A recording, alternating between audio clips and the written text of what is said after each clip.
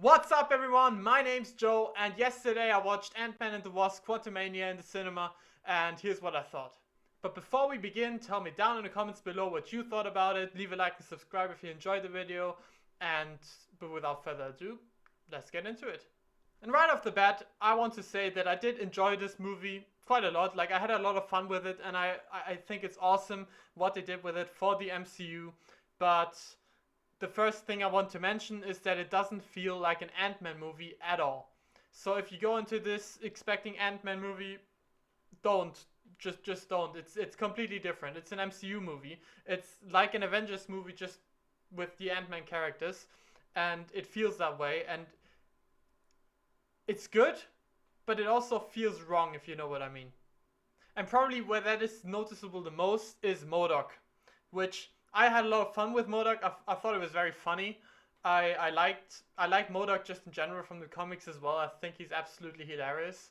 But you can see in this film why he wouldn't necessarily always work in a film environment because of how silly he looks and how silly he is.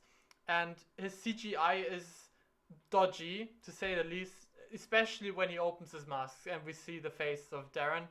And it's very weird, but also funny. Like, there's a lot of funny stuff with him, but it's just, especially when he's in the scenes with Kang, it feels so out of place, and it takes you a bit out of the movie. And there's a scene with at the end of the film where it feels completely out of place, and like you're not really sure what we're doing and why we're taking time to do something in the middle of the final act. And I'm not gonna spoil too much, but it's weird. It's just a bit weird, and I'm not sure what they were going with. I did have a lot of fun with it though still, because he is pretty funny. Then we have all the Ant-Man characters that we know and love. Paul Rudd is awesome as always as Ant-Man. Hank Pym is also great. Hope is great.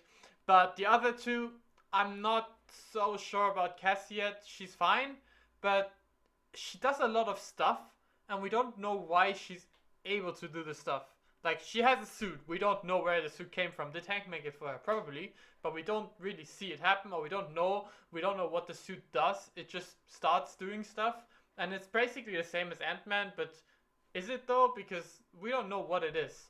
If does she do anything different, or is she just another Ant-Man? We don't know. It's not. It's just said that she has a suit, and that's it. We don't get an explanation. She doesn't know how to fight, but then she suddenly knows how to fight, like in seconds after Ant-Man tells her, and she also just knows apparently about quantum physics for some reason after just reading a book for a week. It's very weird and convenient, but I also didn't mind it too much because we didn't talk about it for too long. We didn't make a movie about it, so it was weird, but you can look past it still. And then finally, there's Janet, who is very weird in this film.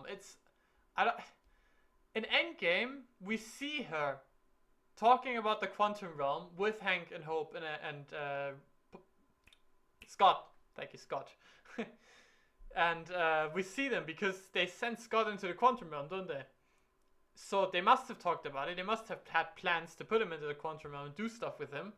But in this film, suddenly she's not talking about the quantum realm anymore because, oh, the dangers, and oh, Kang, it can't talk about him, and she doesn't talk about it, and she's just completely different to what we've seen before and what we're expecting from her, and that's just weird. It's not explained.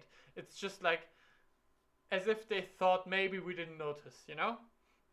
And she never talks to them. She just does shit and then never ever explains it to them or tells them what's going on.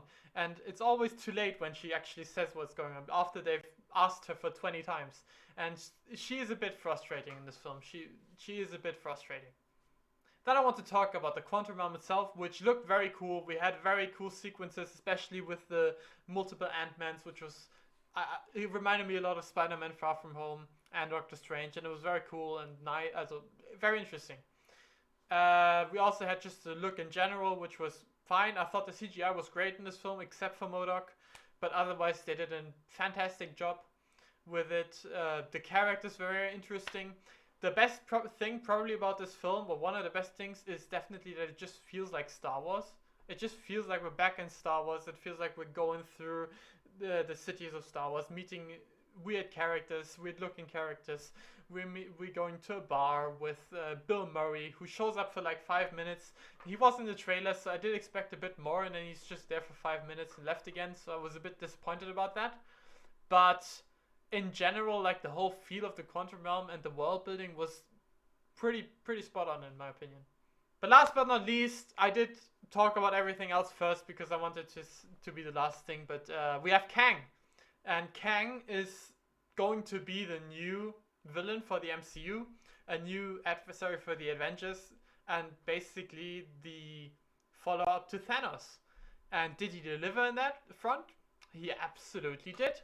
Kang is incredible in this film. It's the best thing about this film. He's the best thing in the MCU right now, in my opinion.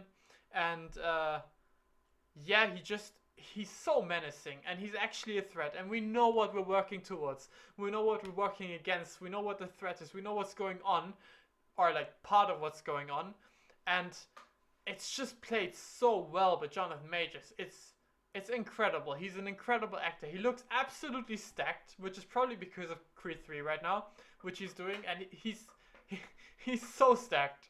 But his acting is on point. He does so many different Kangs. We've already seen He Remains. We've seen Kang the Conqueror. He is so intimidating and has such a screen presence. I'm very excited for what's to come with the MCU. But with that said, I think that's going to be it for today. Let me know down in the comments below what you think about it. Leave a like, subscribe if you enjoyed it. And yeah, I'm very excited. The film has some flaws, but I did have a lot of fun still with the film. And I'll see you in the next one.